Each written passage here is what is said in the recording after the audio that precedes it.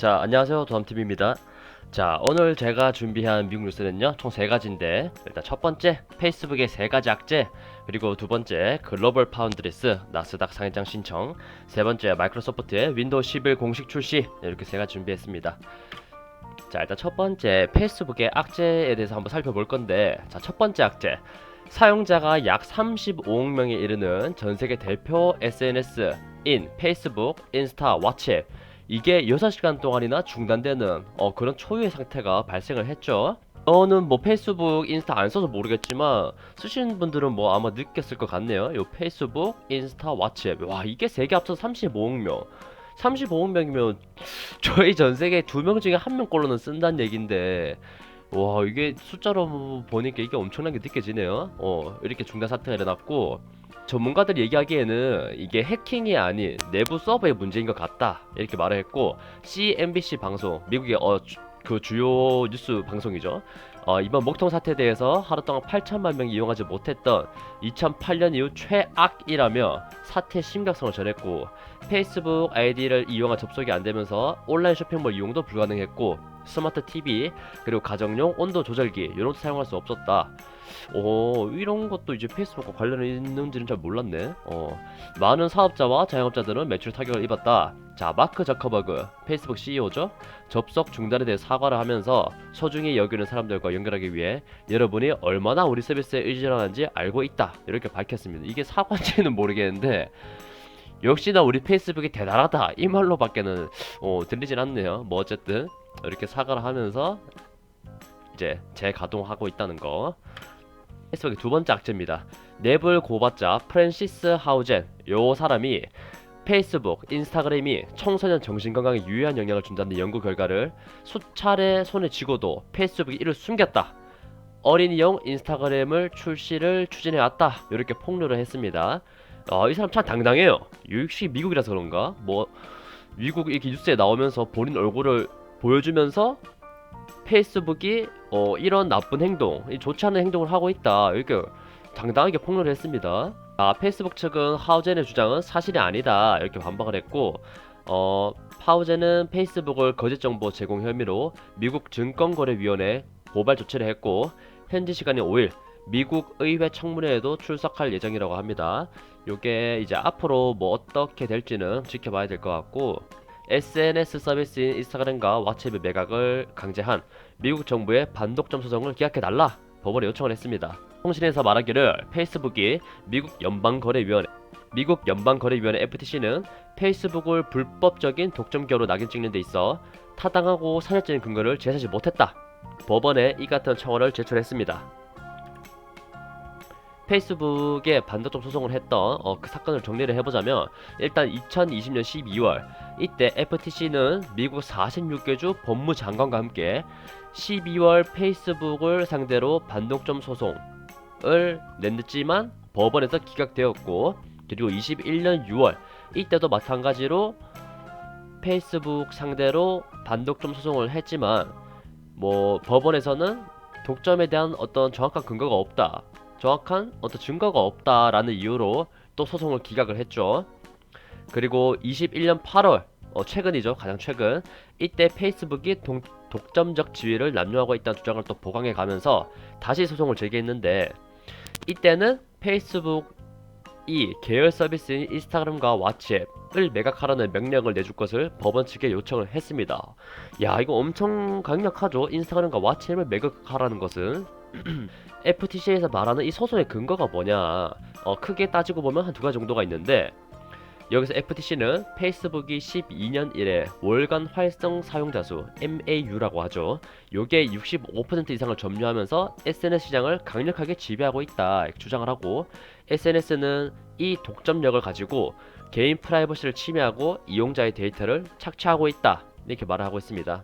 그리고 두 번째는 인스타 인수를 12년에 했고 왓츠앱을 14년에 인수를 했는데, 이 경쟁 업체들을 모조리 인수하면서 뭔가 그 SNS에 관련된 그 기업들이 같이 성장할 수 있는 동력을 잃어버리게 하고 있다.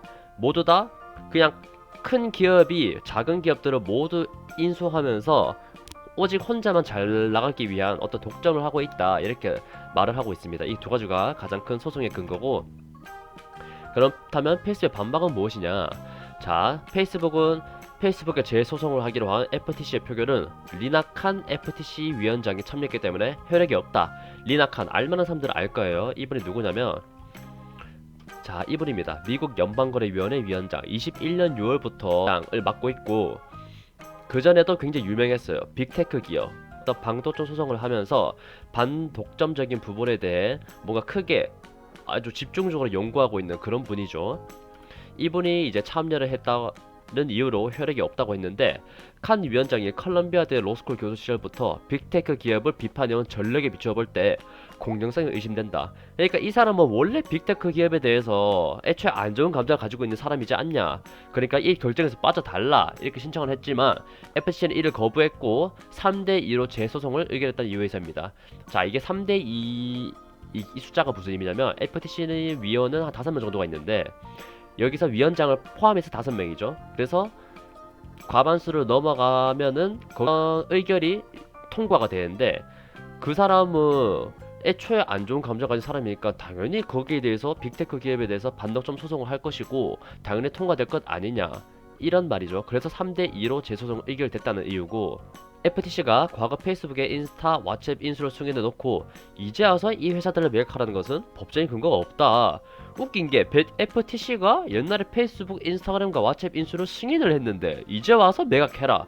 그러니까 이 말은 터무니없는 말이다 라고 이제 페이스북이 말을 하고 있는 거고, 자, 앤디 스톤이라는 페이스북 대변인이 FTC는 페이스북이 틱톡, 트위터, 스냅챗, 유튜브 등과 격렬히 경쟁하고 있는 등 다수의 다른 소셜미디어가 소비자들에게 경쟁적으로 서비스를 제공하고 있는 현실을 무시하고 있다.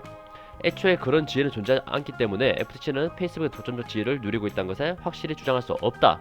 그러니까 틱톡, 트위터, 스냅챗, 유튜브 이렇게 많은 기업들이 있는데 우리가 무슨 독점을 하고 있냐. 우리는 지금 충분히 많은 기업들과 공정하게 경쟁을 하고 있다. 그러니까 이 현실을 FTC는 전혀 모르고 있다. 이 말을 하고 있습니다.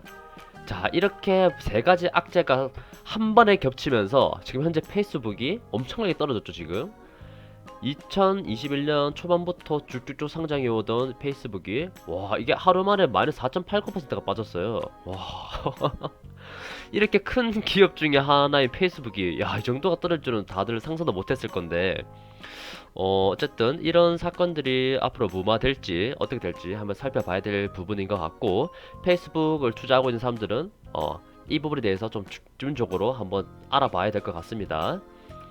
자, 그리고 두 번째 뉴스, 글로벌 파운드리스 나스닥 신청을 했는데 이 글로벌 파운드리스는 인텔이 인수하려고 했던 그런 파운드리 기업입니다.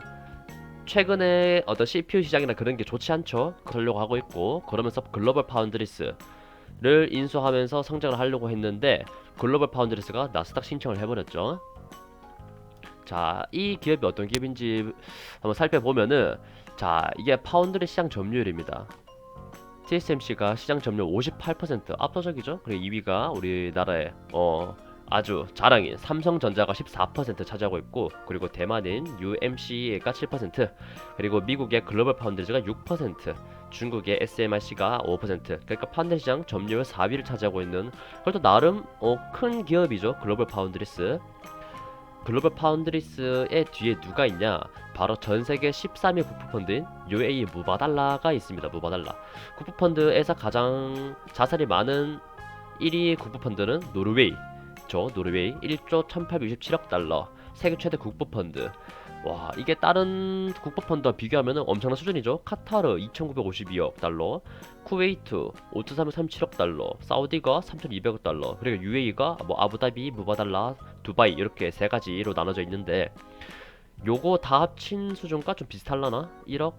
이 다 합친 수가 좀 비슷하겠네요. UAE는 이렇게 다 나눠져 있지만 어쨌든 UAE도 만만치 않은 국부펀드를 가지고 있다. 자, 글로벌 파운드리스는 앞으로 8년에서 10년 안에 반도체 업계 매출이 배로 늘어날 것이고, 현재 반도체 수급 불균형은 중기적으로 개선되겠지만 늘어난 수를 충족시키기 위해서는 상당한 투자가 필요하다. 상당한 투자가 필요한데 그 후면에 말한 UAE 국부펀드 무바달라가 있기 때문에 이 투자 부분에 대해서는 크게 걱정하지 않아도 된다. 그렇게 생각해도 됐고, 그렇게 생각하면 될 것 같고, 로이터 통신은 글로벌 파운드리스가 이번 IPO를 통해서 250억 달러의 기업 가치를 인정받을 것으로 전망한 바 있다.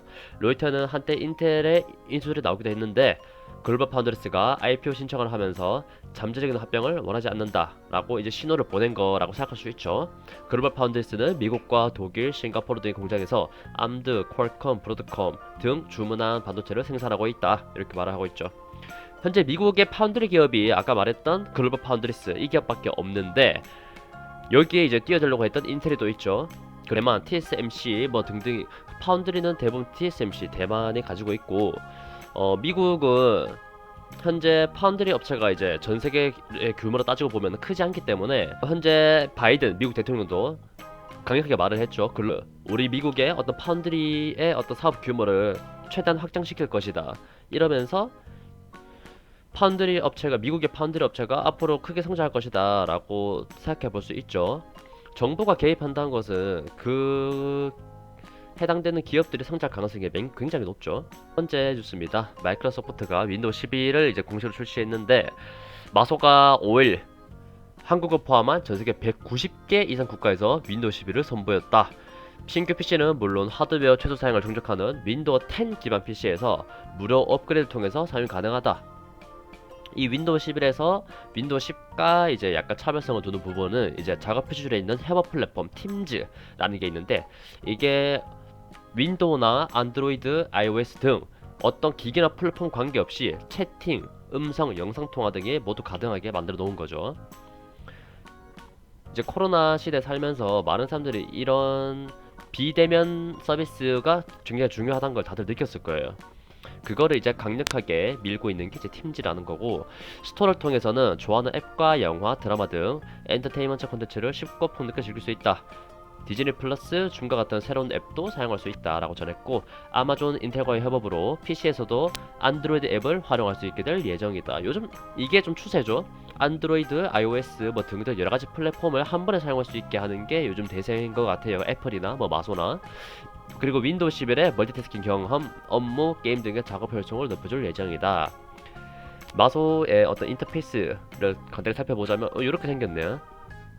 여기 왼쪽 부분에 이전에는 여기 다 몰렸었죠. 근데 지금은 이제 중간에 이 인터페이스를 놔두고 이렇게 놔뒀는데 지금 보면 뭐 깔끔한 것 같아요. 개인적인 생각으로는 깔끔한 것 같은데 생각 뭐 크게 어떻게 다를지 그거는 이제 앞으로 출시되고 사람들이 써보면서 뭐 나올 것 같은데, 어쨌든 마소의 어떤 행보에 대해서 한번 지켜보면 될 것 같습니다. 자, 제가 준비한 미국 뉴스는 여기까지고요. 다음에 또 좋은 소식 가지고 찾아뵈면 좋을 것 같습니다. 자, 제가 준비한 자료가 여러분들 도움이 됐다면 좋아요와 구독 버튼 부탁드립니다.